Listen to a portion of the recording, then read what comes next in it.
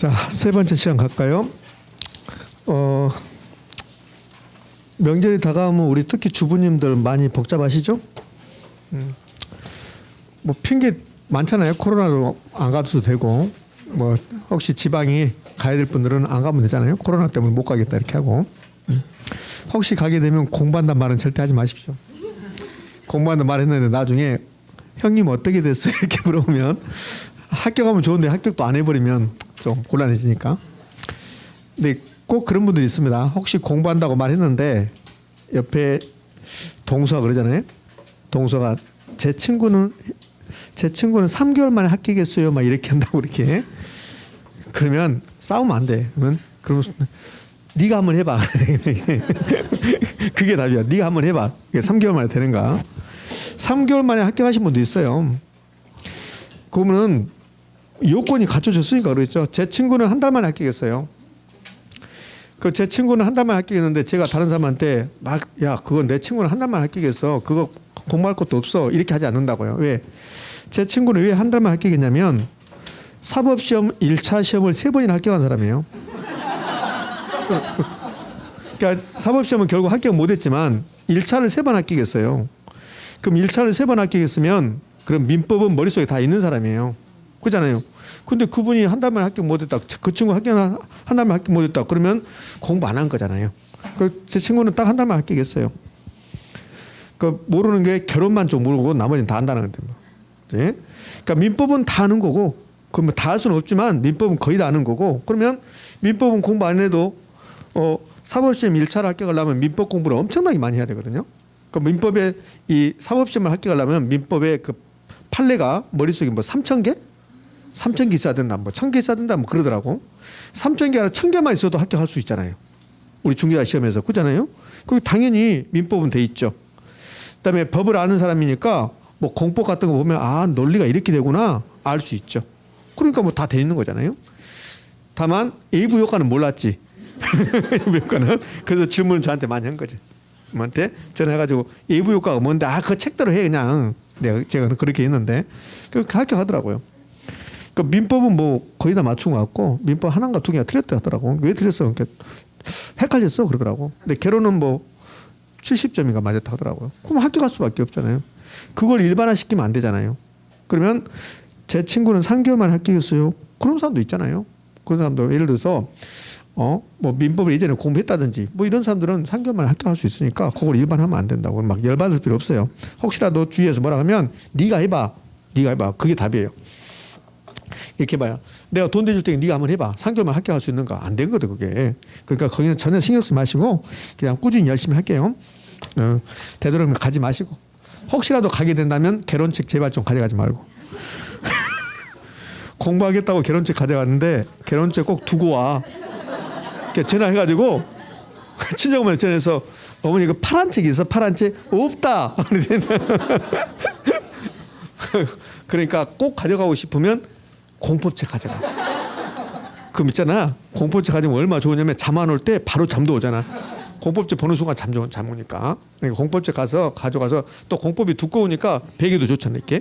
공법책 가져갔어요. 민법하고 공법 2개 가져가면 좋겠네. 2개를 해두면 좋으니까. 개론책은 절대 가져가지 말 거. 필기노트는 7,000원 합니다. 7,000원.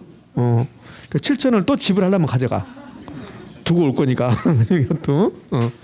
7,000원이 중요한 게 아니라 써놓은 게 다 이제 또 없어지니까 이제 또 집에 가서 가져가야 되니까 제발 좀 가져가지 말고. 자, 갑시다. 토지정책. 자, 토지정책은 정부가 토지시장 개발하는 건데 무궁무진합니다. 출제 패턴을 한번 보자고요. 토지정책은 한 문제 내지 두 문제 출제하는데 이 토지정책 중에서 단독 문제로 출제할 수 있는 게 이제 지역지구제. 한 3가지 정도 돼요. 그다음에 개발권 양도제. 이제 요 개발권 양도제 요거. 그다음에 단독 문제 출제할 수 있는 게 토지은행 제도. 그리고 나머지는 전부 다 지문 나오는 거야. 기타 토지 정책. 좀 이따 책 볼 건데 우리 책 보면 그동안 우리 시험에서 나왔던 거 전부 다 정리해놨어요. 우리 책에. 근데 저는 몇 가지만 이렇게 해놨고 이 기타 토지 정책은 시험에 나오면 어떻게 내냐면 이렇게 낸다고. 다음은 토지 정책에 관한 설명에다 옳은 거 틀린 거 그래요. 요거 지문 하나씩 다 주는 거야 이렇게. 그럼 여기까지 하면 딱 한 문제 만들어지는 거예요 이렇게. 여기까지 이렇게 이 정도로. 그래서 여기들은 예 봐요. 토지거래 허가제, 토지선매, 토지적성평가제도 얘는 단독문제 만들지 않는다. 그럼 토지거래 허가제가 단독문제 만들려면 중개사법에서 만들지 우리 부동산 결혼해서 만들지 않아요. 그럼 여기서는 토지거래 허가제 개념, 토지선매의 개념, 적성평가의 개념 이런 거 말고 가면 된다는 소리예요. 얘들은 단락단락 중요한 포인트만 잡고 가는 거고 앞에 있는 거 이 세 가지는 단독문제 나올 수 있다는 거예요. 그래서 단독문제 나올 수 있는 것 중에서 가장 중요한 게 지역지구제예요. 그럼 지역지구제는 저한테 배우는 게 있고 우리 공법선생님한테 배우는 게 있고 공법 선생님께서는 지역지구제란 말을 거의 쓰지 않아요. 용도지역, 용도지구, 용도구역 그게 지역지구제입니다. 똑같은 내용을 배우는데 그런데 저에게는 이 지역지구제가 시행되면 그러면 그 지역의 토지 가격은 주택 가격은 어떻게 됩니까? 주택의 수요 공급은 어떻게 됩니까? 토지의 수요 공급은 어떻게 됩니까? 경제 논리로 배우는 거야. 근데 공법 선생님은 경제 논리를 이야기하지 않아요. 법에 나온 대로 57788 막 이렇게 하잖아요. 법에 나온 대로. 그거 들어갔습니까? 57788 아 빨리 들어갔네. 그거는 나중에 한 3월 달부터 하는데 거기서 뭐 신바람 뭐 노래니까 빨리 해야지. 그거 아니면 노래가 시체거든. 그게 노래거든. 그게 57788 하면서 그게 법에 나온 대로거든. 법에 나온 대로 그대로. 그러니까 공법은 사실은 여러분들 동의하지 않겠지만 공법은 단순합니다. 아 미안해요. 공법은 그렇게 어렵지 않아요. 예, 법에 나온 대로 그러니까. 근데 복잡해. 이게. 그래서 여러분이 어렵게 느껴지는 거야. 만약에 공법이 1차 과목이라면 좀 더 쉽게 느껴질 거야. 왜? 자주 하니까. 근데 2차 과목이다 보니까 자주 안 하게 된다고. 그러니까 좀 더 어렵게 느껴지는 거예요. 걱정하지 마세요. 공법 가지고 당락이 결정되는 게 아니라 누구요? 당락 결정한 것은 종훈이 오빠가 결정해. 고종훈 오빠. 중개사법. 중개사 선생님 고종훈 선생이잖아요. 중개사법이 결정할 거니까. 자, 잠깐 옆으로 샜는데 예, 이 지역지구제는 저에게도 배우고 공법선생님한테 배운다. 근데 공법선생님한테 배운 내용이 우리 부동산에 결혼해서 나온다는 거야. 그래서 공법선생님한테 배우는 지역지구제를 제가 오늘 조금은 언급해 볼게요. 공법선생님께서 하는 지역지구제 제가 전부 다 알고 있지는 않거든요. 공법선생님은 그거 전부 다 알아야 되잖아요. 5778. 저는 5778 몰라요. 예? 그러니까 저에게 배우는 내용은 이렇게 간단합니다. 지역지구제가 저에게 배우는 내용은 이걸로 끝이야. 근데 이제 공법선생님한테 배우는 것은 거의 2주 내지 3주를 배워. 용도지역, 용도지구, 용도구역. 아마 국계법이 최소한 2주는 배울걸요? 2주? 그러니까 2주가 전부 다 이 지역지구제예요. 국토계획 및 이용행하는 법률 거의 70%가 지역지구제입니다. 70%가 용도지역, 용도지구, 용도구역만 하고 있잖아요. 그죠? 자, 그래서 토지정책 중에서 가장 중요한 게 지역지구제. 우리나라 토지정책에서 가장 베이스 되는 게 지역지구제. 그럼 지역지구제는 이제 저에게 배울 수 있는 것은 여기 가장 중요한 말이에요. 7, 8번 나오니까 이 말이. 그리고 나머지는 별 의미가 없어요. 이 효과가 제가 설명도 안 할 건데 효과가 사실은 여기가 부동산 학과라면 이게 중요하다고 했어요. 여기서 부동산 학과에서 지역지구제를 공부한다. 그럼 이 효과가 가장 중요한데 근데 우리 시험은 효과가 안 나오니까 우리 시험 공부하는 거니까 효과는 필요 없다는 거예요. 효과는 13회 때 한번 나오고 그 뒤로 나온 적이 없어요. 그러니까 볼 필요 없다는 거예요. 그럼 결국은 지역지구제는 이것만 기억하시면 돼. 제가 막 설명할 건데 설명이 이해 안 돼도 상관없고 그냥 이것만 부위부 것만 이것만 하시면 돼요. 저에게 배운 것은 제가 이런 그림을 그렸을 거예요. 예전에 여기 A라는 지역이 있어요. 그럼 토지의 용도가 몇 가지냐면 사실은 2가지밖에 없습니다. 토지 용도는 개발과 보존 이 2개예요.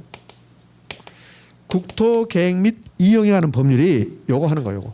개발할 곳은 개발하고 보존할 곳은 보존하자. 요거 하기 위해서 그 복잡한 내용이 나오는 거야. 국토계획 및 이용에 관한 법률이. 그럼 개발과 보존 둘 중 하나인데 여기 A 지역은 산이 이렇게 멋지게 있고 그다음에 여기 강처럼 아주 깨끗한 물이 흘러가요. 하천이 있고 여기 호수가 있고 여기 농지가 있고 이렇게 돼 있어요. 그럼 여기는 누가 봐도 토지 이용에 할 때 토지 용도는 보존해야 돼. 근데 이 토지를 정부가 개입하지 않는 상태에서 이 토지를 사적 주체에게 맡겨요. 그럼 사적 주체에게 토지 이용을 맡겨놓으면 그럼 사적 주체는 자기 이익을 추구해요. 여기는 누가 봐도 보존해야 되는데 자기 이익을 추구하다 보니까 제가 이 지역에 토지를 하나 가지고 있어요. 여기 호수 바로 위에 토지를 이거 샀습니다. 저는 원래 염색하는 사람이에요. 여기다가 저는 염색 공장 할 겁니다. 그래서 친구들이 와서 아니 이렇게 깨끗한 물이 있는 데다가 염색 공장 하면 어떻게 저한테 그러니까 제가 그러죠. 염색은 물이 좋아야 돼. 이렇게 한다고. 염색 공장 할 겁니다. 그래서 멋지잖아요. 그다음에 여기다가 양돈장 할 거예요. 양돈장. 저 돼지고기를 좋아하니까. 얼마나 멋있어요. 이렇게. 제 친구는 여기다가 유락시설 하는 거고 다른 친구는 여기다가 모텔촌 만들 거고 이렇게 할 거예요. 그럼 사적 주체에게 토지용을 맡기면 그러면 자기 이익을 추구하다 보니까 그 지역의 특성을 반영하지 못해요. 그러면 서로 좋은 영향 주고받는 게 아니라 나쁜 영향 주고받아요. 그럼 사적 주체에게 토지용을 맡겼더니 부의회부 효과가 발생하는 거야. 그 부의회부 효과가 발생했습니다. 이건 자원 배분이 효율적입니까? 비효율적입니까? 비효율적이죠. 토지 자원을 여기를 보존해야 되는데 토지 자원을 지금 무분별하게 개발하고 있잖아요. 그러면 부의회부 효과 자원 배분 비효율성. 배분 비효율성입니다. 이렇게. 요걸 5글자로 말해 보세요. 오케이. 시장이 실패. 시장이 실패. 그럼 시장이 실패했습니다. 정부가 개입해야 됩니까? 정부가 개입해야죠. 그럼 부의회부 효과를 제거하고 감소하십시다. 이것도 제거 감소시킵시다. 그렇게 해서 개입하는 거야. 그럼 어떻게 할래? 원래 그럼 이 지역을 자연환경 보존 지역으로 자연환경 보존 지역으로 지정을 합시다. 이렇게 하는 게 토지용 규제야. 토지용 규제. 토지용을 규제하잖아. 여기는 자연환경 보존지역 지정됐으니까 염색공장 안 되고 양동장도 안 되고 유락시설도 안 되고 다 안 된다 이렇게 해버리잖아요. 이걸 지역지구제라고 그래요. 그럼 지역지구제는 사적 주체에게 토지용을 맡겼더니 부의회부 효과가 발생했다. 자원배분이 실패했다. 자원배분 비효율성이 나타났다. 이걸 제거 감소시키기 위해서 정부가 그 지역의 토지용을 특정한 용도로 규제해버리자. 이게 지역지구제. 됐습니까? 여기 개념이요. 여기 부의회부 효과 제거 감소가 7번인가 나옵니다. 그럼 이렇게 내가 뭐라고 하느냐면 지역지구제는 토지용에서 부의회부 효과를 제거 감소시키는 정책수단이 된다. OX? O. 지역지구제는 사적 주체에게 토지용을 맡겼더니 예부 효과에 대해서 효율적으로 해결하지 못할 때 정부가 개입하는 정책수단이 된다. OX? O. 그런 식으로 출제해요. 그러니까 무조건 부의회부 효과 제거 감소. 필요성도 부의회부 효과 제거 감소죠. 결국은 부의회부 효과를 제거 감소시킨단 말은 보존할 곳은 보존하고 개발할 곳은 개발합시다. 보존과 개발을 조화를 이루어 봅시다. 그럼 효과는 이제 제가 뭐 크게 여기 중요성이 없다 했으니까 특만 들어보시라고요. 그럼 이 지역이 있잖아요. 이 지역이 만약에 전용 주거지로 지정됐다 해봐요. 여러 가지 기능이 혼재되어 있는데 상업기능, 공업기능, 주거기능이 혼재되어 있는데 그 지역을 전용 주거지로 지정했다 해봐요. 그러면 나타나는 효과. 전용 주거지로 지정되면 유락시설, 염색공장, 양돈장 다 나가야 돼요. 그럼 이 지역은 주거의 쾌적성이 매우 좋아지는 거야. 그럼 주택의 수요가 증가할까 감소할까? 증가. 그러니까 효과가 그런 거예요. 이제 단기적으로 주택의 수요가 증가. 그럼 주택 가격이 상승. 그러면 돈 버는 거죠? 뭐 초과 이윤 이렇게 나온다고. 그러면 장기적으로 그 지역의 주택의 공급이 뭐요? 증가. 가격은 떨어져. 이런 거라고. 요거 나오지 않으니까 볼 필요도 없다는 소리고. 책 보면 이 뒤에 뭐 비용 증가 산업, 비용 체감 산업 다 찢어버려요. 안 나오니까. 자, 이제 문제점. 아무리 좋은 점도 문제점이 있다고 했잖아요. 이 두 가지가 똑같은 말이에요. 자, 이 지역이 자연환경 보존지역으로 지정돼요. 그럼 건폐율 20%. 그래도 괜찮아. 그린벨트로 지정돼요. 그럼 할 수 있는 게 하나도 없거든. 그럼 땅값은 떨어져. 그럼 어느 지역은 집가가 떨어져. 근데 시골에 가면 이렇게 조그만 도로 하나 사이에 두고 여기는 그린벨트, 여기는 개발 가능. 그러면 개발 가능한 지역으로 지정되면 여기는 땅값 올라가. 이게 지역지구제의 가장 큰 문제점이야. 어느 지역은 집가가 상승하고 어느 지역은 집가가 하락한다고. 그럼 형평성이 맞아 안 맞아? 안 맞아. 이게 지역지구자 가장 큰 문제점. 그러면 지역지구자는 저에게 배울 수 있는 내용은 다 끝났습니다. 예? 이 효과를 자세히 설명해봐야 아무 의미가 없어요. 시험에 나오지 않았는데 효과 자세히 설명했다. 그럼 여러분 눈빛 많이 안 좋아져요. 근데 눈빛 많이 안 좋아져도 나오면 설명할 건데 안 나오니까 필요도 없어요. 자, 그럼 여기서 이제 기억할 것은 요거 하나. 요거 그냥 알 수 있으니까. 그렇죠? 그러면 지역지구제가 토지정책에서 가장 중요하고 그다음에 단독문제가 가장 잘 나오는데 저한테 배운 게 요거 두 개밖에 없는데 요거하고요. 요거하고 요거 두 개밖에 없는데 단독문제 만들 수가 없잖아요. 그래서 공법에서 배운 내용이 들어가는 거야 이렇게. 공법상 아니 국계법상 용도지역 이렇게 낸 적이 있거든요.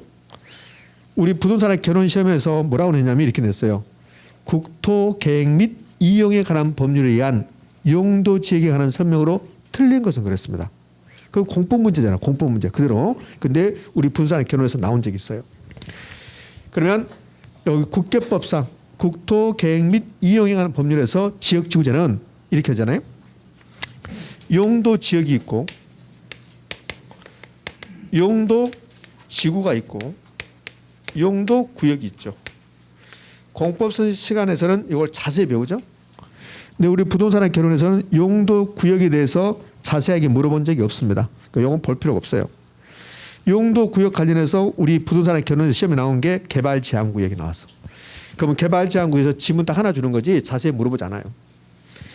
용도 지구가 2번 정도 지문 나오는데 이건 별로 의미도 없어요. 앞으로도 큰 의미가 없으니까. 근데 이건 자주 나오죠. 용도 지역. 그럼 용도 지역은 도시 지역, 관리 지역, 농림 지역, 자연환경 보존 지역 빨리 써야 돼요. 제가 빨리 써야 돼요. 왜? 잊어버리니까. 어젯밤에 외워왔으니까 천천히 못해. 외운 것은 빨리 해버려야 돼. 빨리. 응? 이렇게 나눠진다 4번. 우리 중개 분산 결혼 시험에서 이렇게 나눠진다. 4번. 그다음에 자연환경 보존지역이 이제 한번 우리 시험에 등장해서 답이 되는데 어떻게 답이 됐냐면 자 이제 우리나라 이렇게 있습니다.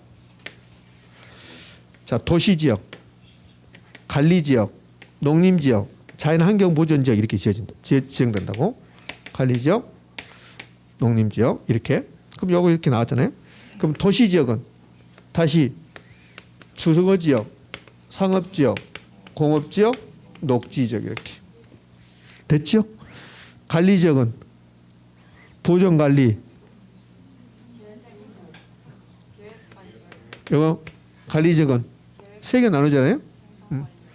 생산, 보존, 계획 맞죠? 보생계 맞잖아요. 이렇게 나누죠. 농림지역은 나눠지지 않고 자연환경 보존지역은 나눠지지 않습니다. 그러면 자연환경 보존지역이 시험을 어떻게 출제했냐면 여기에 이제 답이 됐었는데 여기도 한 7, 8년 전에 냈었어요. 뭐라고 냈냐면 이렇게 냈어요. 자연환경 보존지역은 도시지역 내에다 지정한다. 이런 시험 지문이 나왔었어요. 뭡니까? X입니까? X. 도시지역은 주거지역, 상업지역, 공업지역, 녹지지역이고 자연환경 보존지역은 도시지역하고는 상관없어요. 그죠? 도시지역 위의 지역에 자연환경 보존지역이 지정되는 거라고 그렇게 한번 낸 적이 있죠. 그럼 이제 이것도 필요 없고 이것도 한 번 나온 적이 없고 제가 봤을 때 관리지역도 나올 일은 없어요. 그럼 나오는 것은 도시지역인데 도시지역은 주상, 공, 녹, 녹지지역은 나오지 않을 거고 공업지역 한 번도 언급한 적이 없습니다. 상업지역도 한 번도 언급한 적이 없습니다. 주거지역만 언급하고 있죠. 그러니까 주거지역은 또 나누죠. 어떻게 나눠집니까? 전일준, 전용 주거지역, 일반 주거지역, 준주거지역. 공업지역도 나눠지죠? 어떻게 나누죠? 전일준, 전용 공업지역, 일반 공업지역, 중공업지역, 상업지역 나눠지죠? 어떻게 해요? 중일유근, 중일유근, 중심 상업지역, 일반 상업지역, 유통 상업지역, 근린 상업지역 됐죠? 그렇게 이제 공법서만 이거 배운 내용이잖아요. 근데 이제 요거 내죠, 요 두 개, 요 두 개 구분하는 거 우리 시험에서 몇 번 나왔죠. 그래서 국계법상 용도지역 지금 국토계획 및 이용에 관한 법률에서 지금 지역지구제를 제가 공부하는 거야. 이렇게 된다는 것을 반드시 기억하고 2차 공부 안 하신 분도 요거는 기억하셔야 돼요. 2차 공부 안 하신 분은 공법 선생님한테 이거 안 들었잖아요. 근데 도시지역, 관리지역, 농림지역, 자연환경 보존지역, 도관 농자거든요. 도관 자, 제가 저기 모의고사 낼 때요. 제가 이렇게 내봤어요. 많이 틀려버리더라고. 국계법상 용도 지역 중 농림지역은 농업지역과 임업지역으로 구분된다 이렇게 내봤어요. 뭡니까 X입니까? 다시요. 다시. 예? 여러분도 깜짝 놀래요. 저도 깜짝 놀랐는데 이제. 농림지역은 농업지역과 임업지역으로 구분된다. OX. X. 농림지역은 구분되지 않죠. 요 두 개는 구분되잖아요. 세분되죠. 요 두 개는 구분되지 않죠. 세분되지 않죠. 근데 농림지역이 꼭 그렇게 느껴져요. 농업지역과 임업지역으로. 그럼 농림지역은 농업지역과 임업지역으로 세분하여 지정할 수 있다. OX? X. 세분할 수 없잖아요. 뭐 세분되지 않잖아요. 이렇게. 또 이런 것도 나올 수 있잖아요. 요거 용도 지역 지정하거나 변경할 때 무슨 계획으로? 도시군 관리 계획으로. 용도 지역을 지정 또는 변경하는 것은 도시군 관리계 결정으로 한다. 됐습니까? 그렇잖아요. 그렇게 낼 수 있잖아요. 저한테 부동산에 결혼해서 공법 문제를 하나만 내봐라. 그럼 이건 낼 것 같아요. 저는 이거 한번 내볼 것 같아요. 부동산에 결혼해서 다음 중 도시군 관리계획이 아닌 거. 도시군 관리계획 여러분 다 기억하잖아요. 도시군 관리계획은 용도 지역, 용도 지구, 용도 구역을 지정 또는 변경하는 거. 그다음에 기반시설 설치 정비 개량에 관한 계획. 지구 단위 계획 구역 지정, 지구 단위 계획. 이게 도시군 관리계획의 내용이잖아요. 네. 괜히 했나 보다. 괜히. 그런 것들은 이제 공법에서 배운다고. 근데 그게 우리 부동산에 결혼해서 나올 수 있다는 거예요. 이렇게. 자, 괜히 했네. 괜히. 그럼 일단 이렇게 나눠진다. 요건 반드시 기억하셔야 되고, 그다음에 도시적은 나눠지는데 그 도시적 중에서 주거적을 우리 시험에서 잘 낸다. 그럼 주거적은 전용 주거적, 일반 주거적, 준주거적이 있는데 준주거적은 시험에 내지 않고 전용 주거적, 일반 주거 두 개 나오는데 이 두 가지가 어떻게 다른가? 그래서 전용 주거적은 양호한 주거환경이고 일반 주거적은 편리한 주거환경이다. 그래서 이거 다 필요 없고 그냥 전용 주거적 나오면 양호한이고 일반 주거적 나오면 편리한이고 이렇게 하시면 된다고. 그래서 이걸 전양 1편으로 기억하자 그랬어요. 전양 1편.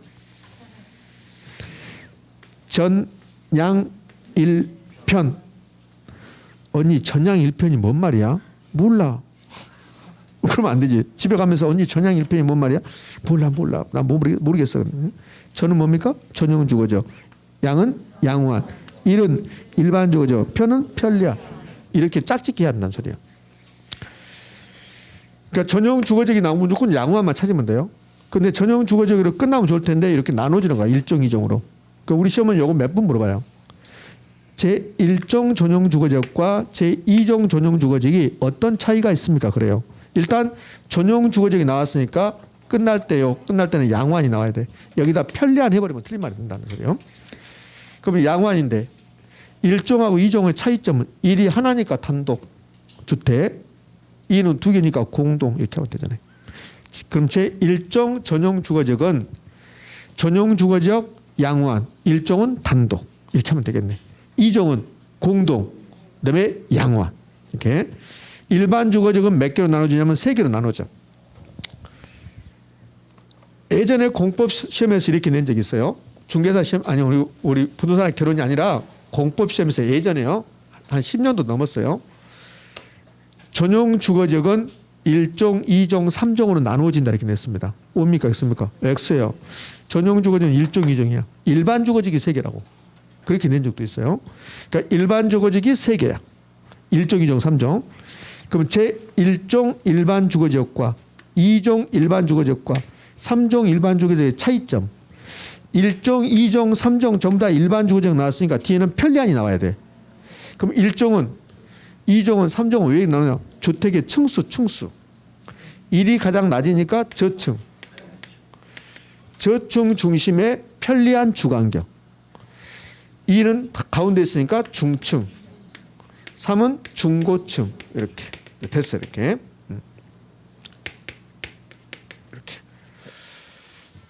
자, 그러면 이것만 있습니까? 아니요. 다른 내용도 있어요. 공법 선생님한테 배운 내용 중에서 우리 부동산에 결혼해서 나올 수 있는 것은 이거 외에 다른 것도 있다는 거야. 그 다른 것은 좀 이따 볼게요. 이런 것도 내니까. 여러분들 공법 선생님한테 이런 거 배우잖아요. 도시군 계획은 몇 가지가 있어요? 그렇죠. 두 가지죠. 도시군 기본계획과 도시군 관리계획. 그래서 우리 중개사 아니요. 매너 중개사라고 하네. 입을 때려버리고 싶네. 말을 잘못해서. 내가 좀 들떴나 봐요. 곧 명절이 다가오니까 이제 고향에 갈 생각도 하고, 그렇지? 저는 이제 고향 좀 떠난 지 오래된 것 같아요. 어르신도 안 계시고 그러니까. 근데 이제 고향은 가죠. 또 고향에 가면 이제 친척들이 있는데 친척들이 연세 드시고 아프시고 그러니까 거기 좀 방문해야 되니까 좀 가려고 그러니까 좀 기분이 들떠 있는 것 같아요. 지금이. 그래서 말을 좀 혼나가고 그랬습니다. 너그럽게 용서하시기 바랍니다. 명절이 다가오니까. 자, 무슨 말 하다가 얘기했냐. 예? 예?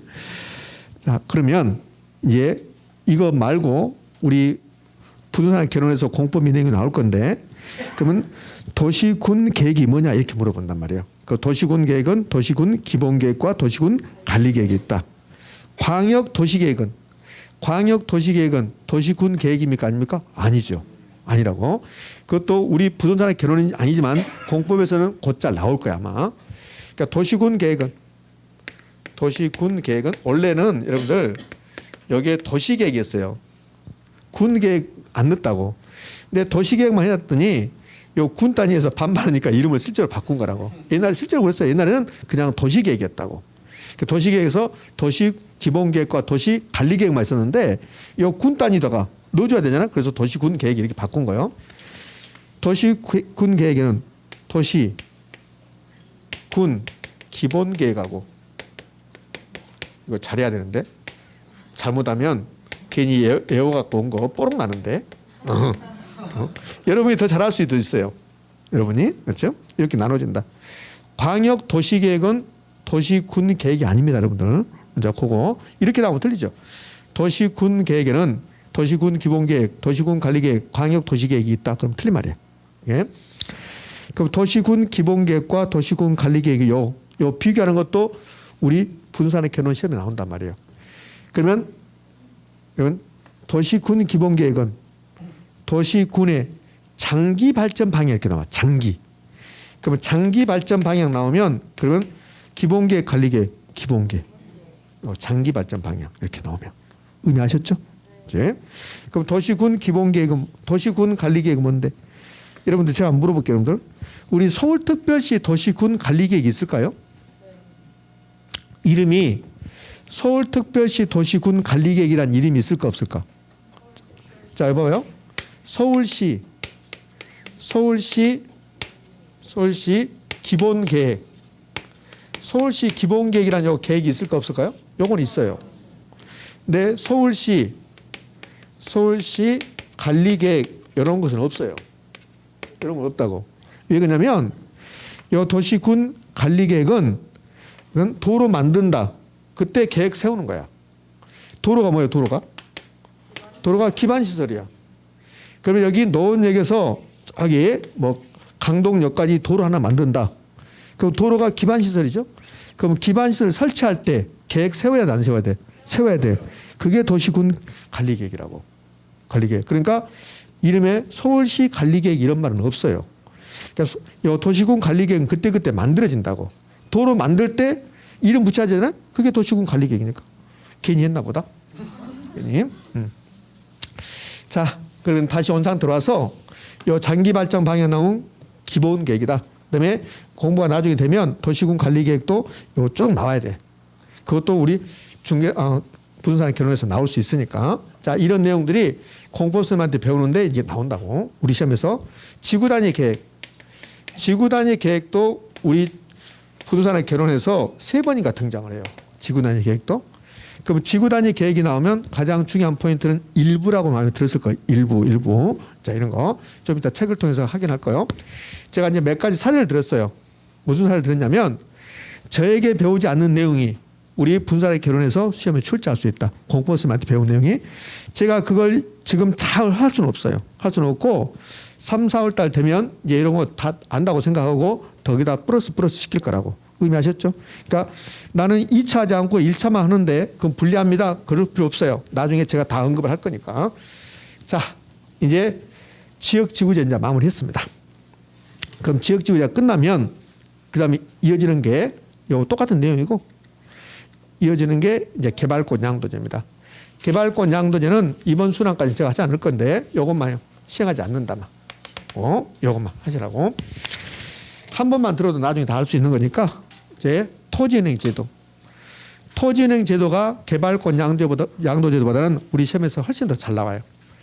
그럼 토지은행제도가 단독 문제를 몇 번 나오냐면 17회 때 한 번 나오고 28회 때 한 번 나오니까 자주 나오는 편은 아니에요. 단독 문제로는. 근데 지문은 아주 잘 나와요. 그럼 이 토지은행 제도가 지문 나오면 가장 많이 나온 게 이겁니다. 직접 개입이냐 간접 개입이냐. 직접 개입. 직접 개입. 토지은행 제도 다른 말로 토지 비축 제도.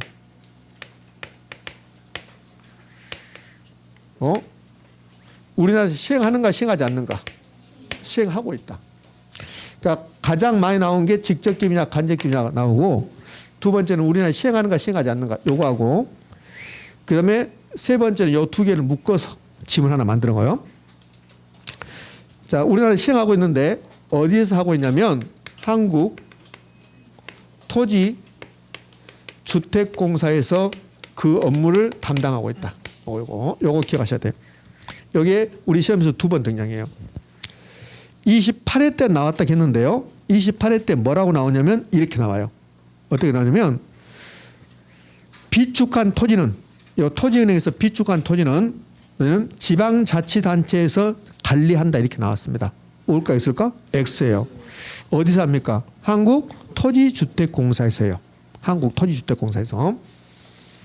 자, 그럼 여기 이제 무슨 말인가 해볼게요. 토지은행 제도는 이런 거잖아요. 토지은행 제도는 우리 은행에다가 돈을 예금해요. 그럼 은행에다 예금하는 이유가 뭐예요? 집에 돈이 많아서 그럽니까? 아니죠. 미래의 돈을 쓰기 위해서 은행에다 예금하는 거예요. 적금도 들고 미래의 돈을 쓰기 위해서. 그것처럼 토지를 미래에 장래 토지를 이용하기 위해서 미리 사서 가지고 있는 제도. 이게 토지은행 제도예요. 그럼 국가가 미래의 토지를 쓰기 위해서 저렴할 때 지금 사서 나중에 사용하겠다. 이게 토지은행 제도예요. 그럼 여기 이제 노원구인데 이렇게 노원구인데요. 10년 후에 노원구 이 지역에다가 국가가 공원 하나 만들겠대요. 공원. 이런 만들 계획을 가지고 있어요. 10년 후에. 그럼 10년 후에 이 지역에 토지를 살려면 토지 비싸졌고 그다음에 여기에 큰 건물들로 들어와 버리면 그러면 이거 국가가 산다 하더라도 보상금도 엄청나게 많이 들어가고 돈이 많이 들어간다고. 그래서 지금 미개발 상태 지금 뭐 야산 있고 미개발 상태 이런 상태에서 미리 국가가 사겠다는 소리야. 그래서 가지고 있다가 10년 후에 공원 만들겠다. 이렇게 하기 위해서 토지를 사는 제도 이게 토지은행 제도야. 그러면 공원 만드는 것은 공익사업입니까 아닙니까? 공익사업이죠. 그러니까 토지은행 제도는 미래에 공공용지를 원활하게 공급하기 위해서 토지를 먼저 사는 제도야. 또 하나는 10년 후에 노원구의 인구가 10년 후에 인구 10만 명이 유입될 것 같아. 이렇게 그 인구 10만 명이 유입되면 가장 먼저 뭐가 있어야 돼? 아파트가 있어야 돼. 그럼 아파트 엄청나게 건설할 거라고? 그러면 토지 수요가 엄청나게 증가하겠죠. 그럼 토지 가격이 막 높아지고 그럴 거라고? 그걸 대비해서 국가가 미리 지금 야산을 사서 가지고 있는 거야. 그리고 나중에 실제로 10년에 인구가 10만 유입되면서 아파트가 막 건설되면 그때 토지가 부족할 때 토지를 풀어주겠다는 소리야. 그래서 10년 후에 토지시장의 수요 공급 조절해서 토지시장을 안정시킬 목적으로 토지은행 제도를 시행하고 있다. 그리고 이 두 개를 묶어서 뭐라고 했냐면 이렇게 된다고. 정부는 미래에 공공용지를 원활하게 공급하고 토지시장에 안정을 기하기 위해서 토지은행 제도를 시행하고 있다. OX? O. 이렇게. 지금 하는 말이 세 번인가 네 번인가 나와요. 다시 해볼게요. 토지은행 제도는 미래의 공공용지의 원활한 공급과 토지시장의 안정을 목적으로 한다. OX? O. 지금까지 우리 토지은행 제도에 관련돼서 나왔던 게 전부입니다. 오케이? 그러면 정리하고 갑시다. 토지은행 제도, 토지 비축 제도. 공공토지 비축에 관한 법률에 의해서 토지은행 제도는 시행하고 있습니다. 업무는 한국토지주택공사에서 시행하고 있고 이거는 직접 기업에 해당됩니다. 목적은 두 가지 목적이죠. 공공용지의 원활한 공급과 토지시장의 안정을 목적으로 한다. 됐죠? 끝. 그동안 나왔던 거. 여기 이제 부수적으로 이게 들어간 거 있어요. 장점과 단점이 있어요. 장점과 단점이 우리 책에도 쭉 소개됐는데 그거 중요성이 없어요. 제가 장점과 단점을 쓰지 않고 여기 안 써놨잖아요. 중요성이 없으니까 그냥 해볼 테니까 들어보세요. 그럼 가장 큰 장점. 토지은행 제도의 가장 큰 장점은 제때 필요할 때 공공용지를 저렴하게 공급할 수 있다. 두 번째 장점은 국가가 사서 개발해서 판다면 개발이익을 환수할 수가 있다는 거. 그죠? 두 번째 장점. 이렇게. 그리고 크게 장점은 없어요. 뭐 이런 것도 있어요. 무분별한 개발을 방지할 수 있다. 이런 것도 있는데 그건 큰 의미가 없고 단점. 장점이 있으면 단점이 있어야 되죠. 단점. 단점은 이게 단점이죠. 미래에 사용할 것을 미리 사서 가지고 있으면 그러면 재정 부담이 커진다는 거야. 그다음에 10년 동안 관리해야 돼. 관리 비용이 많이 들어가겠죠. 여기 있고 또 하나의 단점은 여기 노원구 공원 만들려면 엄청난 땅이 필요하겠죠. 그럼 이걸 지금 국가가 샀어요. 그럼 토지 소유자들에게 토지 매입 대금, 토지 뭐 매입 대금 또는 매각 대금, 토지 소유자 입장에서 매각 대금이죠. 여기에 풀려요. 여기에 풀려. 그러면 이 돈 가지고 이게 토지 소유자들이 이 토지 판 이 돈 가지고 멀리까지 가서 토지를 안 사요. 주변 지역의 토지를 산다고 이렇게. 이걸 대토라고 대토. 대신 다른 토지를 산다. 그러면 주변 지역의 토지 수요가 증가할까 감소할까? 증가. 그러면 주변 지역의 지가가 뭐한다? 상승할 우려가 있다. 여기 이제 단점이요. 그러니까 에어필 하나도 없어요. 그러니까 그렇게 단점 장점인데 그건 나올 일이 거의 없으니까. 세종시 있잖아요. 세종시. 세종시. 요 세종특별시인데 세종시 되기 전에 요거 되기 전에 그 지역의 행정구역이 충청남도 연기군이었습니다. 연기군. 요즘은 충청남도 연기군 없어졌잖아요. 여기 다 들어갔으니까. 그러면 세종시가 되면서 이 지역에 다 시골 땅이었잖아요. 여기에 이제 국가가 이거 다 사면서 보상과 같은 거 풀렸죠. 그 돈 가지고 주변 지역의 땅을 샀거든요. 그러니까 주변 지역의 땅값 엄청 많이 올라갔죠. 그게 요거 일종이에요. 이렇게. 그러니까 토지은행 제도는 어쨌든 간에 국가가 대규모로 토지를 사버리면 그럼 그 돈 가지고 주변 지역의 토지를 산다고. 토지 파는 사람들이 그러면 주변 지역의 지가가 상승할 우려가 있죠. 토지은행도 그게 하나의 단점입니다. 이제 나중에 이제 이런 것도 배워요. 국가가 토지가 필요하면 토지를 취득하는 방법은 토지은행 제도를 할 수 있고 직접 가서 파생해서 살 수도 있고 그게 협의 매수고 안 판다면 토지 수용할 수도 있고. 그럼 이 두 가지 한번 비교해 볼까요? 토지 수용하고 토지은행하고 두 가지 공통점은 뭘까? 글씨가 네 자? 공통점은 직접 개입이라는 거야. 직접 개입. 그런데 이 차이점은 토지 수용하고 토지은행 중에서 토지 소유자의 권리를 침해하는 게 뭘까? 수용. 권리를 보장해 주는 게 은행, 토지은행. 이렇게. 자, 이런 것도 나중에 이제 다 배우게 됩니다. 그럼 토지은행 끝. 그러면 이제 토지 정책 중에서 단독 문제로 나올 수 있는 것은 이제 세 가지 다 마무리됐어요. 물론 개발권 양도제는 제가 그냥 넘어왔지만. 자, 이제 기타 토지 정책. 토지거래 허가제, 토지 선매, 적성평가, 개발 제한구도 나오고 이제 몇 가지 나올 건데 제가 가볍게 설명해 볼게요. 저기 토지거래 허가제부터. 토지거래 허가제는 어느 선생님한테 아주 디테일하게 배웁니까? 중개 선생님한테. 이 토지거래 허가제가 예전에는 공법에 있었는데 중개사법으로 이렇게 넘겼다고 중개사 법률로. 그래서 중개사 선생님한테 자세하게 배워요. 여기가 그린벨트입니다. 여러분들 그린벨트를 해제한대요. 그린벨트를 해제한다는 말은 다른 말로 표현하면 뭘까요? 개발한다는 소리예요. 개발하겠습니다. 이 소리요. 그럼 국가가 그린벨트를 해제할 때 어떤 조치도 없이 해제해버리면 이 지역에 투기장이 돼요. 투기장. 난리가 난다고. 그래서 국가는 그린벨트 같은 것을 해제하기 전에 여기를 투기를 방지할 목적으로 이 지역에다가 토지거래 허가구역이라고 를 지정을 해요. 이렇게. 그럼 토지거래 허가구역은 어디에 지정되냐면 우리나라 모든 토지에다 토지거래 허가구역 지정했다. 그렇게는 안 해요. 토지에 투기적 성향이 있거나 지가가 막 상승할 우려가 있거나 그런 지역을 토지거래 허가구역으로 지정한다고. 그렇게 토지거래 허가구역이 지정되면 이 안에서 토지거래할 때 허가받으세요. 그게 토지거래 허가제입니다. 그럼 토지거래 허가제의 근본 목적은 뭡니까? 투기 방지. 그러니까 토지거래 허가구제는 토지거래 허가구역에서 토지거래할 때 허가받는 제도를 토지거래 허가제라고 그래요. 우리 시험에서 나오면 부동산의 결혼의 시험에서 나오면 이 정도밖에 안 나와요. 근데 예전에 보니까 여기 이제 중개사법에서 나왔던 거 보니까 이런 거 내더라고요. 토지거래 허가구역에서 토지와 건물을 거래할 때 토지도 허가받고 건물도 허가받아야 된다. O일까 X일까? X예요. 토지거래 허가구역에서는 토지 거래할 때만 허가받아요. 건물 거래할 때는 허가받지 않아요. 의미 아시겠습니까? 그런 것들이 옛날에 내더란 말이에요. 자, 그럼 토지거래 허가제 이제 끝났어요. 그럼 이제 토지 선매. 이 토지 선매에서 선자가 먼저 선자야. 먼저 선자인데 요 먼저 선자 요거는 이런 소리죠. 사인들이 토지 거래할 때 그때 국가, 지자체, 한국토지주택공사 등이 사인들의 거래에 앞서서 먼저 토지를 사게끔 하는 제도. 이걸 토지 선매라고 그래. 그럼 토지 선매는 우리나라에 시행하고 있을까? 시행하고 있는 제도야. 그럼 선매의 대상이 되는 토지. 모든 토지가 선매 대상이 되는 게 아니라고. 제가 어떤 토지를 팔려고 하는데 국가에서 그 선매 대상이야? 이렇게 할 수는 없다는 거야. 선매 대상이 되는 토지가 크게 보면 두 가지예요. 자, 1번, 2번. 자, 봅시다. 이게 뭔 말인가? 여기가 토지거래 허가구역입니다.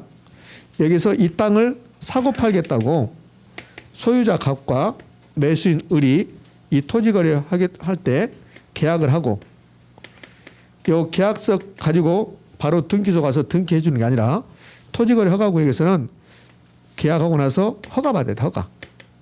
허가권자인데 허가받아야 된다고. 그러면 허가를 신청해. 그럼 허가를 신청했더니 허가권자가 할 수 있는 것은 세 가지예요. 첫 번째, 허가 요건에 맞으면 허가를 해줘야 돼요. 요 을이 사겠죠. 그럼 을은 이 토지거래 허가구역에서 사고 팔 때 토지 이용 계획서를 내야 돼. 내가 이거 사서 어떻게 이용하겠습니다. 그래. 그걸 봤더니 투기적 요소가 없는 거야. 그럼 허가해 주는 거야. 내 투기적 요소가 있다. 그럼 불허가. 허가권자는 요 두 개 할 수 있고 또 하나 선매협의. 선매협의 통지를 해준다고. 선매협의 통지. 자, 이 말은 이걸 갑과 을이 사고 팔라고 했는데 근데 허가권자가 봤더니 서울특별시가 이 토지가 필요한 거야. 공익사업 하겠다고. 그때 허가권자는 허가 불허가 않고 선매협의 통지를 해주는 거야. 그럼 서울특별시가 갑에게 통지해. 그 땅 나에게 팔아라. 서울특별시가 그래. 그러니까 갑이 안 팔아요. 그러면 그걸로 끝. 안 팔아요. 그러면 협의가 불성립해. 그러면 이제 허가권자는 허가 요건에 맞으면 허가해주고 허가 요건 안 맞으면 불허가하고. 이게 선매야, 선매. 그러니까 선매는 토지거래 허가구역에서 토지거래 하겠다고 허가 신청했는데 공익사업용지에 해당된다. 그러면 선매 대상이 된다는 소리야. 근데 반드시 갑이 서울특별시에 팔아야 되는 것은 아니에요. 안 팔 수 있는 거예요. 그러니까 첫 번째가 토지거래 허가구역에서 허가 신청할 때 공익사업용 부지에 해당된다. 여기 선매 대상이에요. 또 하나는 요 을이 허가받았어요. 허가받았는데 허가 목적대로 이용하지 않는 토지. 허가받고 허가 목적대로 이용하지 않는 토지가 선매 대상이 돼요. 이 두 가지가 선매 대상이 됩니다. 그럼 시험에 나오면 선매는 이렇게 나오잖아요. 선매는 사인의 토지거래에 앞서서 국가, 지자체, 한국토지주택공사 등이 먼저 사게끔 하는 제도이다. OX? O. 그렇게 냈고 또 한 번 이렇게 냈어요. 토지선매란 토지거래 허가구역에서 허가받고 허가 목적대로 이용하지 않는 토지를 강제로 수용하는 제도이다. OX? X. 의미하셨죠? 이렇게. 자, 이제 토지 적성평가로 갑시다. 저는 가끔씩 이런 생각 해보는데요. 이 중개사 학원을 국가에서 직접 운영하면 좋을 것 같아요. 그래서 중개사 학원을 다니면 그러면 한 1년 정도 다니면 시험은 보는데 거의 90%가 합격하게끔 그렇게 만들었으면 좋을 것 같아요. 다만 조건이 있어요.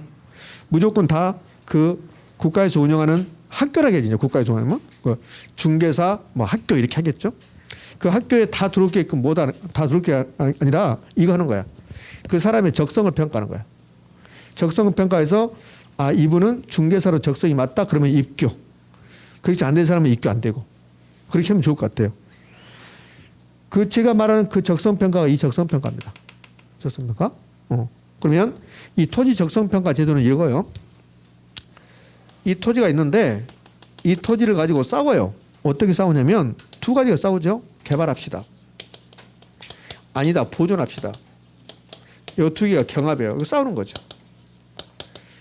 그러면 싸우지 말고 우리 이걸 합리적으로 조정하자. 그럼 어떻게 조정할 건데? 요거 적성 평가하자. 적성을 평가해서 누가 봐도 보존해야 된다. 그럼 보존하자. 개발해야 된다. 그러면 개발하자. 이게 토지 적성 평가입니다. 그러니까 토지 적성 평가는 어떤 토지에서 개발과 보존을 싸울 때 싸우지 말고 합리적으로 조정해 보자. 뭐해서? 적성을 평가해서. 그럼 뭘 평가할 건데? 입지. 그 토지가 있는 장소를 보자. 그 토지의 토양을 보자. 앞으로 활용 가능성, 주변적 같은 걸 보자. 이렇게 해서 개발해야 될지 하지 말아야 될지 토지 적성을 평가하자. 이게 토지 적성 평가입니다. 이렇게 나오죠. 이렇게 나오거나 이렇게 나오거나 이렇게. 예? 입지는 이런 거잖아요. 그 토지가 어디에 있느냐. 지리산 정 가운데 있는데요. 아 그래? 경치가 엄청나게 좋네. 호텔 지어버리자 거기다가. 그러면 안 되겠지. 예? 토양. 그 토지의 토양을 봤는데 세계적으로 희귀한 토양이다. 큰일 났다. 귀신 날 줄 모르겠다. 시멘트로 다 발라버리자. 그러면 안 되겠죠. 그러니까 이런 거 보고 보존할 건가 개발할 건가 결정해보자. 이게 토지 적성 평가입니다. 개발 제한구역. 개발 제한구역은 주로 도시 예각이 지정되죠. 그래서 도시의 무질서한 확산을 방지해요. 이어지는 말이 있어요. 도시민의 건전한 뭐 환경 뭐 이렇게 나온다고 필요 없고 요것만 도시의 무질서한 확산을 방지한다. 근데 개발 제한구역이 지정되면 그러면 나쁜 점이 나타날 수 있어요. 개발 제한구역이 너무 많이 지정되면 개발 가능한 토지가 감소해요. 그러면 주변 지역의 땅값이 올라갈까 떨어질까? 올라가겠죠. 이런 문제점이 있는 거예요. 자, 이제 개발이익 환수입니다. 이 개발이익 환수는 우리 시험에서 개발이익을 환수할 수 있습니까? 없습니까? 그래요. 환수할 수 있다? 없다? 있다. 개발이익 환수에 관한 법률에 의해서 개발이익 우리나라는 환수하고 있습니다. 근데 이제 개발이익 환수는 이걸로 끝나고 개발이익이 뭐냐고 가끔씩 물어봐. 개발이익이 뭐냐고. 그럼 개발이익은 뭐가 개발이익이냐? 이것만 찾으면 돼. 이것만. 요 정상지가 상승분만. 그럼 개발이익이라는 게 이거잖아요. 토지가 이렇게 있으면 자 1번지 토지, 2번지 토지, 3번지 토지가 있는데 요 2번지 토지가 개발이 이루어져요. 공익사업으로 개발이 이루어집니다. 그러면 1번지 토지 땅값 올라가고 3번지 토지도 땅값이 올라갈 거라고. 근데 이제 개발이익의 기준은 1번지 토지가 땅값이 정상지가 상승분을 초과해서 올라가는 거야. 그럼 정상지가 상승분은 연간 3%인데 요 1번지 토지 상승률이 지가 상승률이 만약에 7%다. 그러면 정상지가 상승분을 초과했죠. 그걸 개발이익이라 한다고. 개발이익. 그럼 개발이익이 뭐냐? 그러면 정상지가 상승분 요것만 찾으면 돼. 시험은 요렇게 내 이렇게. 개발이익이란 개발로 인하여 물가 상승률을 초과하여 토지 가격이 올라간 것을 말한다. OX, X, 정상지가 상승. 자, 이제 마지막으로 우리나라에 시행하지 않는 제도가 나왔는데 요거는 글쎄요. 저는 이걸 자주 출제하는 게 참 의문입니다. 이봐요. 29회 때 냈고 30회 때 냈고 32회 때 냈어요. 이렇게. 그럼 최근 4년 동안 3번 냈다고. 제 생각은 여러분도 동의할 건데 아니 시행하지 않는 제도를 왜 물어볼까? 시행하는 제도를 물어봐야죠.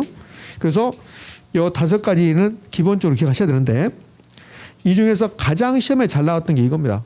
개발권 양도제. 왜 가장 잘 냈냐면 얘는 앞으로 우리나라에서 시행할 수도 있어요. 시행할 수도 있다고. 아직까지 시행하지 않고 있어요. 이명박 씨가 대통령 되면서 대통령 인수위원회에서 개발권 양도제를 시행하자 뭐 이런 말이 있었다고요. 근데 결국은 시행하지 않았죠. 그때부터 개발권 양도제가 우리 시험에서 자주 등장했던 거야. 그때부터. 근데 지금은 이제 좀 들어갔으니까 개발권 양도제 그 말이 들어갔으니까 요즘은 좀 뜸하고 택지 소유 상한제, 토지 초과 이득세, 종합토지세, 공한지세 전부 다 폐지됐습니다. 우리나라에서 시행하다가 폐지됐다고. 폐지된 것을 시험에 나오면 될까요? 안 나와. 안 나와야 돼. 근데 이렇게 내고 있잖아요. 한 번 더 나와라. 올해까지. 이거 이렇게 나와요. 다음 주 우리나라 시행하지 않는 거. 뭐 이렇게 나온다고. 시행하는 거. 이렇게. 그 요거 시행하지 않는 거 이제 이거 5가지는 필수적으로 암기사항이 되는 거예요. 택지 소유 상한제, 토지 초과 이득세는 김영삼 대통령이 요거 시행하다가 처음부터 이건 안 된다고 그랬어요. 헌법 불합치 판정 받아서 없어졌어요. 이거. 헌법 불합치 판정 받으면 그러면 이제 없어져야 되잖아요. 없어졌죠? 종합 토지세가 아니라 종합 부동산세로 이제 바뀌어 버렸잖아요. 공안지세가 공안지라는 토지가 있었어요. 그 뭘 공안지라고 했냐면 예전에 기업들이 돈 벌어서 투기 목적으로 토지를 사서 가지고 있었어요. 그걸 공안지라고 했어요. 비업무용 토지. 그래서 여러분들 아마 기억이 있는가 모르겠지만 한 20여 년 전에 이때 막 비업무용 토지가 뉴스에 많이 나왔다고. 그래서 비업무용 토지를 처분해라. 근데 처분하지 않으면 세금 엄청나게 부과하겠다. 그걸 공안지세라고 그래. 네? 이거 다 없어졌습니다. 자, 여기까지 해서 이제 토지 정책 뭐 안 배울 수는 없지만 자, 정리해 봤어요. 책 좀 봅시다. 책 213쪽. 213쪽에 토지는 제도, 토지 비축 제도, 공공토지 비축하는 법률 그렇게 나왔습니다. 토지은행 제도가 나오면 기억할 것은 직접개입이라는 거. 우리나라에 시행한다는 거. 어디에서? 한국토지주택공사를 통하여. 오른쪽 사이드에 기출지문 볼까요? 213조.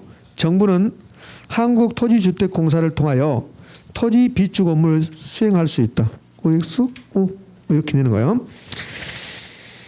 그 다음에 거기 다시 왼쪽으로 와서요. 동그라미 2번. 공공개발용과 수급조절용이 있다. 이렇게 장점 단점을 아까 제가 언급했으니까 한번 보시라고 이렇게 이제 넘겨봅시다. 넘겨서 214쪽. 요 214쪽에 심화 그래서 부동산 정책의 다양한 수단 나왔습니다. 이게 제가 칠판을 볼래요? 칠판에 요 기타 토지 정책. 기타 토지 정책 중에 했던 거. 이제 이걸 우리 책은 거기 부동산 정책의 다양한 수단 그래서 214쪽, 215쪽 쭉 해놓은 거야. 요것들이 전부 다 우리 시험에서 언급했던 거들. 우리 부동산의 결혼에서 그 환지 방식 이렇게 나왔습니다. 환지 방식 예 거기서 포인트는 동그라미 1번하고 2번 끝날 때 뭐라고 나왔어요? 재분배 나왔죠. 재분배 그것을 재매각이라고 나와. 재매각. 재매각 그러면 틀린 말이에요. 여기 이제 포인트요. 이 환지 방식은 저는 부동산 개발 파트에서 제가 언급할게요. 개발 파트. 그다음에 2번 토지 선매. 토지 선매제도. 토지 선매제도 거기 선매란 이렇게 나왔습니다. 선매람은 시장 구수 또는 구청장은 공익사업용 토지이거나 토지거래 허가를 받아 취득한 토지를 그 이용 목적으로 이용하고 있지 아니한 토지에 대해서 쭉 나왔죠. 자, 그거 보시면 될 것 같아요. 자, 그리고 토지거래 허가구역 나왔습니다. 토지거래 허가구역은 목적이 뭐였습니까? 투기 방지. 투기 방지. 그다음에 개발 제한구역. 제가 한번 읽어볼게요. 거기 보면 약간 진하게 써진 부분이 있어요. 그게 이제 포인트야. 국토교통부 장관은 도시의 무질서한 확산을 방지하고 도시 주변의 자연환경을 보존하여 도시민의 건전한 생활 환경을 확보하기 위해서 쭉 나왔잖아요. 뭘로 결정합니까? 도시군 관리계획. 마지막에 보면 도시군 관리계획으로 결정할 수 있다 이렇게 나왔잖아요. 이렇게. 토지 적성평가. 개발과 보존의 경합이 있을 때 합리적으로 조정합시다. 나왔네. 그러면서 세 번째 줄에 토양, 입지, 활용 가능성 등을 적성평가의 내용이다. 이렇게 나왔습니다. 그다음에 6번 개발이 환수. 개발의 환수에서 개발이익이 뭐냐? 정상지가 상승물 초과한 거. 거기 이제 두 번째 줄에 그게 나왔습니다. 거기 찾으면 됐고 215페이지라고 봐요. 215페이지 뭐 나왔습니까? 부동산 거래 신고. 거기서는 이거 하나만 하자고 이거. 부동산 거래가 이루어지면 거기 세 번째 줄에 거래계약의 체결일로부터 30일. 체결일에다가 동그라미 진하게 하고 30일에다 동그라미 진하게. 이렇게 있거든요. 부동산 거래 신고는 잔금 지급일로부터 30일 이내에 신고해야 된다. OX, X 계약 체결일로부터 30일 이내에. 나머지 것은 참고상으로 여러분 보시라고요. 자, 그다음에는 216쪽 갑시다. 216쪽에 지역지구제 나왔습니다. 216쪽에서 가장 중요한 포인트는 뭡니까? 부의 예부효과 제거 감소. 그것만 하시면 돼. 216쪽은. 217쪽에 효가 나왔죠? 효가 중요성이 있다 없다? 없다. 그러니까 볼 필요 없어요. 예? 자, 218페이지에 장점 단점 나왔는데 단점 문제점 나왔는데 크게 의미를 두지 말라고요. 219페이지 갈래요? 219페이지가 공법 선생님한테 배우는 내용인데 우리 부동산의 개론에서 가끔씩 등장하는 것들이라고. 219페이지가. 그럼 219페이지 도시군 기본계획, 도시군 관리계획, 지구단위 계획 이렇게 나왔어요. 그 지구단위 계획에서는 거기 보면 일부란 말 나와. 일부. 도시군 계획 수립 대상 지역의 일부. 이걸 전부라고 나오면 틀린 말이 된다고. 일부. 그 밑에 용도 지역이 나왔네요. 용도 지역 나오면 중복 지역 할 수 있다 없다? 없다. 그래서 세 번째 줄에 서로 중복되지 아니하게 나왔잖아요. 중복되지 아니하게.